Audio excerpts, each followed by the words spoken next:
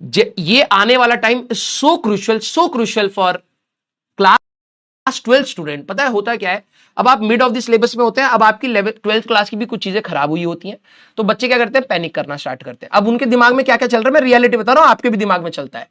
आपको रहता है यार 11th तो मेरी खराब थी, मैंने सोचा था इस बार 11th इंप्रूव करूंगा थोड़ा थोड़ा सा, और 12वीं खराब नहीं होने दूंगा। अब उनको मिड ऑफ दी 12th में आकर के उनको समझ आता है, क्योंकि स्टार्टिंग में तो जोश होता है, वो एक्सेप्टेंस ही नहीं होती कि यार चीजें 100% अचीव नहीं करी जा सकती। आपके कई बार डीपीपी छूटेंगी, कई बार क्लास छूटेंगे, कई बार टेस्ट छूटेंगे, कई बार कम प्रैक्टिस होगा, कुछ टॉपिक नहीं समझ आएंगे, कोई मैं भी भगवान थोड़ा ना हूं। अब मिड ऑफ द सिलेबस में आकर के ये सेल्फ रियलाइजेशन बीच बीच में बच्चों को आना स्टार्ट होता है। अब उनको क्या रहता है यार, अब तो यार 3-4 महीने के बाद तो प्री बोर्ड्स है, और जेईई मेंस जनवरी में अटेम्प्ट होने वाला है। अभी 1.5 महीने के बाद आप ये समझना, जैसे आपका फॉर्म आया, अक्टूबर के एंड तक मोस्टली आ जाता है, अपने आप डिप्रेशन की लहर फैलेगी, अपने आप। बोलने की भी जरूरत नहीं है, कोई बच्चा किसी से बात भी नहीं करेगा। मैं चाहता हूं कि जिस दिन आपका फॉर्म आएगा ना, उस दिन यू शुड फील कॉन्फिडेंट कि चलो यार मैं इसी एग्जाम की तैयारी कर रहा था, गलतियां हुई हैं मेरे से, लेकिन मैं यहां से और इंप्रूव कर ले जाऊंगा, अभी भी मेरे पास समय है, मैंने अपने आप को पहले ही संभाल लिया था। ठीक है, प्रॉब्लम यह है बच्चे अब यहां से सोचते हैं 11वीं हाथ से जा चुकी थी, मुझे 11वीं इंप्रूव करनी थी, और 12वीं भी मेरी परफेक्ट नहीं है, और परफेक्ट होती भी नहीं, वो अपने आप को एक गड्ढे में डाल लेते हैं। यहां से पता क्या होता है, 20-25 दिन का प्रॉपर फेज आता है जहां आपको पढ़ने का मन नहीं करेगा। कई बच्चों का आ चुका होगा, कई बच्चों का आने वाला होगा, कई बच्चों का भी बस चल ही रहा होगा। 20-25 दिन आपके ऐसे होंगे जहां पर आपको लगेगा यार क्या ही फायदा होता है पढ़ लिख करके, कितना ही लोग आईआईटी में पहुंच, वो हर चीज पर डाउट करेंगे। 20-25 दिन उस फेज से जब वो गुजरते हैं, तब उनको रियलाइज होता है यार मैंने बहुत समय बर्बाद कर दिया ये फालतू की बकैती करके, एट द एंड तो मेरे को भी एग्जाम देना ही पड़ेगा। एक कॉलेज में जाना है, एग्जाम तो देना पड़ेगा, पास तो होना पड़ेगा। और फिर जब वो उधर से निकलने की कोशिश करते हैं, तब उनको रियलाइज होता है यार कि मैं जितना टाइम अपना यूटिलाइज कर सकता था वो भी जा चुका है। इसीलिए मैं कहता हूं कि आप इमोशनल फ्रंट अपनी तैयारी में ना फॉर द टाइमिंग हटा लो। ठीक है, मैं ये नहीं कह रहा हूं, देखो हर इंसान इमोशनल होता है, लेकिन पढ़ाई के सेंस में ना, आप अपनी फैमिली में कुछ चीज चल रहा है तो आप इमोशनली सोचिए, आपके फ्रेंडशिप में कुछ चीजें चल रही हैं आप इमोशनली सोचिए, आपको टीचर के साथ कुछ बात करनी है इमोशनली सोचिए, लेकिन जब तैयारी कर रहे हैं ना, वहां पर प्रैक्टिकल फ्रंट रखिए। लिटरली बता रहा हूं, आप 20-25 दिन के बाद आपके अंदर ये गिल्ट होना स्टार्ट हो जाएगा, यार मैंने ना यार 20 दिन और बर्बाद कर दिए, एक चैप्टर तो कम से कम पढ़ ही लेता। एंड दैट गिल्ट मोड जब स्टार्ट होता है, तब आती है बवाल। वो आपके फॉर्म भरने के आसपास जब होता है ना, तब आप फुल ऑन क्रैश मोड में होते हो। और मैं आपको बता रहा हूं, करा जा सकता है, लेकिन बात है आप अपने आप को मनाना पड़ेगा। ऑल ओवर इंडिया के बच्चे इसी जोन में जाते हैं इस टाइम पर। आपको यह समझना है, मेरी बात को अगर आप थोड़ा सा भी रिस्पेक्ट करें, आप अपनी 12वीं मत हाथ से जाने दो। 50% इज योर क्लास 12th, 50%। हाँ, 11th को इंप्रूव करने के लिए समय चाहिए होता है, वो आपको क्रेव आउट मतलब कार्व आउट करना पड़ेगा। ठीक है, क्योंकि ऑब्वियस सी बात है, आप जनवरी से लेकर के मार्च तक प्रॉपरली आप इंगेज्ड हैं। आप ड्रॉपर्स के साथ, अब मैं आपको जाते जाते जल्दी से एक चीज बता देता हूं, ड्रॉपर्स के बच्चों का क्या है, अभी सिलेबस स्टार्ट हुआ, अभी वो 11th पढ़ना स्टार्ट कर रहे हैं। तुम्हें लगता है यार वो तो एक बार पढ़ चुके हैं और वो तो हमसे आगे हो जाएंगे। वो आगे तब होंगे जब तुम होने दोगे। उनके पास पता है कितना कम टाइम होता है, 6-7 महीने के अंदर रिगरसली 11th एंड 12th वो लोग भी पक जाते हैं भाई। पिछले साल जब मैं प्रयास ले रहा था, बच्चे बिल्कुल पक जाते हैं, 4 बजे तक तो भाई साहब हाथ पांव फूल जाते हैं उनके, सर सुबह से पढ़ रहे हैं। अब बात आपको यह समझनी है, उनके लिए भी स्ट्रगल है, आपके लिए भी स्ट्रगल है, आपके लिए टाइम मैनेजमेंट का स्ट्रगल है, उनके लिए तो भैया बहुत सारे, उनके ऊपर एक फियर ऑफ फेलियर का भी एक प्रेशर होता है कि यार एक बार मैंने ड्रॉप लिया है, पेरेंट्स को कन्विंस करा है, इस बार नहीं हुआ तो क्या होगा। तो वो एक अलग माइंडसेट है, आपका अभी अलग माइंडसेट है। तो प्लीज अपने आप को गड्ढे में मत डालिए।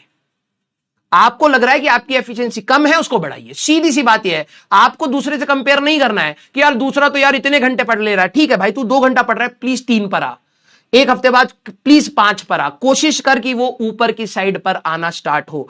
अदरवाइज मैं बता रहा हूं, आप लोगों को ऐसा फील होना स्टार्ट हो जाएगा कुछ टाइम के बाद, 2-3 हफ्ते की बात है, अगस्त खत्म होती, सितंबर में आपको फील आनी स्टार्ट हो जाएगी, यार अब तो सिलेबस एंड पर आना स्टार्ट हो रहा है, मिड खत्म हो जाएगा। ये जैसी ऑप्टिक्स आएगी, सेकंड बुक स्टार्ट होगी, अब आपको फील आएगा अब तो यार ऑलमोस्ट एंड की साइड आ रहे हैं, अब मिड का फील खत्म हो जाएगा, एंड की साइड में अब फियर आना स्टार्ट होता है, यार मतलब टीचर तो कुछ महीनों तक और पढ़ाएगा, फिर उसके बाद रिवीजन स्टार्ट होगी, मैंने तो पढ़ा ही नहीं है। 100% तैयारी कुछ नहीं होती है, लेकिन यस, अचीव करने के लिए कोशिश तो होती है ना। तो प्लीज आप लोग बिल्कुल फोकस के साथ पढ़िए और हर दिन अपने आप को मोटिवेट करिए। यही वो टाइम है जहां पर गैप्स बनने स्टार्ट होते हैं। बहुत अच्छे बच्चे जो स्टार्टिंग में बहुत मोटिवेटेड होते हैं, धीरे धीरे या तो कम्युनिकेशन नहीं करते हैं टीचर के साथ, या कुछ भी कहिए, मैं बहुत सारे रीजन हो सकते हैं, सबके अपने अपने अलग जेन्युइन पर्सनल रीजंस भी हो सकते हैं, जिसको मैं डिस्कार्ड नहीं कर रहा हूं। मैं ये नहीं बोल रहा हूं कि यार ऐसा कोई रीजन नहीं हो सकता जिससे आप तुम पढ़ाई छोड़ दो, हो सकते हैं, कई सारे हो सकते हैं, मैं किसी को डिस्कार्ड नहीं कर रहा हूं, बट मैं ये कह रहा हूं थोड़ा सा प्रैक्टिकल फ्रंट पर आइए, क्योंकि आपको एग्जाम देना ही है।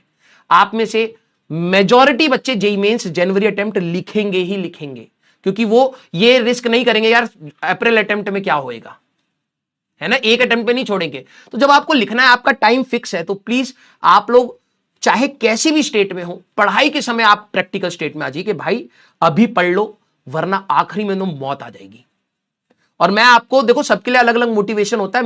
मैं अपना मोटिवेशन बता देता हूं। जब मैं अपनी तैयारी करता था तो मेरे लिए मोटिवेशन क्या होता था, एग्जाम से पहले I want to sleep peacefully. मेरा सबसे बड़ा मोटिवेशन ये होता था, क्योंकि मैंने कई बार कोशिश करी है कि यार आखिरी में पढ़ लेंगे, कॉलेज में तो बहुत करा है, स्कूल टाइम में भी आखिरी में देख लेंगे, आखिरी में देख लेंगे। और आखिरी का जो स्ट्रेस होता है ना भाई साहब, तुम रट भी रहे हो, तुम प्रेशर भी ले रहे हो और पढ़ रहे हो विद अ फियर, यार कल पास होगा या नहीं होगा, पता नहीं कितने मार्क्स आएंगे। यार उस 2 कौड़ी की हालत में क्यों आना यार, कितना एंग्जाइटी, कितना मतलब स्ट्रेस होता है। अभी से कर लो ना थोड़े से एफर्ट्स, एटलीस्ट एग्जाम से पहले। मैं ये कह रहा हूं स्ट्रेस होगा, लेकिन उस लेवल का नहीं होगा जहां पे तुम्हें ये फियर होगा यार मेरा सिलेबस ही पूरा नहीं हुआ है। यस, मेरे लिए सीधा एक टारगेट होता था यार, मैं एग्जाम के पास वाला stress I don't want to bear it. वो बहुत ज्यादा होता है, बहुत ज्यादा दिमाग खराब हो रहा होता है, बहुत ज्यादा कंपैरिजन हो रहा होता है, घर वाले भी कर रहे होते हैं और तुम भी खुद कर रहे होते हो। तुम AITS दे रहे होगे उस समय, तुम्हारे भी मार्क्स ऊपर नीचे फ्लक्चुएट करेंगे, तुम्हारी इमोशंस भी ऊपर नीचे होंगे। तो उस स्टेट में अपने आप को मत डालो, मैं सीरियसली कह रहा हूं, अभी से मेहनत करो। हाँ, लॉन्ग टर्म में आपको थोड़ा सा अपने आप को कंसिस्टेंट रखने में दिक्कत आएगी, लेकिन बिलीव मी आखिरी के 10 दिन भाई तुम उतने एंग्जाइटी और डिप्रेशन और स्ट्रेस में नहीं रहोगे, and that is very important, very important. Clear है क्या? यस। हाँ, यहां से बहुत अच्छी तरीके से सिलेक्शन लिया जा सकता है। The only thing which matters is your consistency. आपके अच्छे दिन भी आएंगे, बुरे दिन भी आएंगे, किसी दिन आप बहुत अच्छा पढ़ोगे, किसी दिन आपको कुछ नहीं समझ आ रहा होगा, कुछ नहीं होगा, and that is quite normal. YouTube पे जनरली ये चीज बना दी है कि आपका बैकलॉग है तो आप खराब हो गए, आपका ये, दिस इज क्वाइट नॉर्मल। जिसने भी जेन्युइनली पढ़ाई करी होगी ना, उसका बैकलॉग बना होगा, मेरा भी बना। कोई एक टीचर पूछ लेना आप, जिसने भी पढ़ाई करी होगी उसको चीजें नहीं समझ आई होंगी और उसके लिए बैकलॉग बना होगा जब वो स्टूडेंट रहा होगा। टीचर वाला ज्ञान मैं नहीं देता हूं कि भाई ये तो आसान है, ये तो वो है, नहीं। बच्चे के फ्रंट पर ये कठिन है, ऑब्वियस सी बात है। मेरे को भी बहुत ज्यादा कठिन, मैं तो बहुत सारी चीजें छोड़ के चला गया था, मेरे को नहीं समझ आता था, ठीक है। वो तो अब मैं पढ़ाता जा रहा हूं तो चीजें अब समझ आ गई हैं, समझ रहे हो। मैं भी भगवान थोड़ा ना हूं, तो तुम्हारे पॉइंट पे भी टफ है, तो प्लीज उसको एक्सेप्ट कर लो, दैट इज क्वाइट नॉर्मल। उसका स्ट्रेस मत लो, लेकिन ये जितना किया जा सकता है एटलीस्ट उतना करो। एग्जाम में जब तुम बाहर निकलो तो एटलीस्ट ये गिल्ट के साथ मत निकलो कि यार ये 5 सवाल मैं ना पढ़ लेता ना, आसान थे, पढ़ लेता ना तो काश मेरा थोड़ा सा और बेटर हो जाता। बिलीव मी, वो गिल्ट तुम्हें जिंदगी भर खा जाएगा। तुम अपना बेस्ट दे करके आ गए ना, और तुमने कहा कि यार पापा इससे ज्यादा मैं कर नहीं सकता था, मेरे जितना आता था मैंने सब कर दिया, ठीक है, एक आध सवाल कैलकुलेशन मिस्टेक, सिली मिस्टेक्स हो गई, वो एग्जाम में होंगी ही होंगी, उसको एक्सेप्ट करके चलो, इससे ज्यादा मैं नहीं कर सकता। तो बिलीव मी, पूरी दुनिया चाहे कुछ भी बोल दे तुम्हें, ठीक है, तुम्हें कभी भी गिल्ट मोड नहीं होगा, क्योंकि तुम अपना बेस्ट दे आए भाई, इससे ज्यादा नहीं हो सकता। मर थोड़ ना जाओगे एक एग्जाम के लिए। यस, हाँ, प्लीज बेटा अपनी मेहनत को इंप्रूव करिए, अपना बेटर वर्जन क्रिएट करिए, ठीक है। Love you all, thank you so much. आपको पढ़ा करके बहुत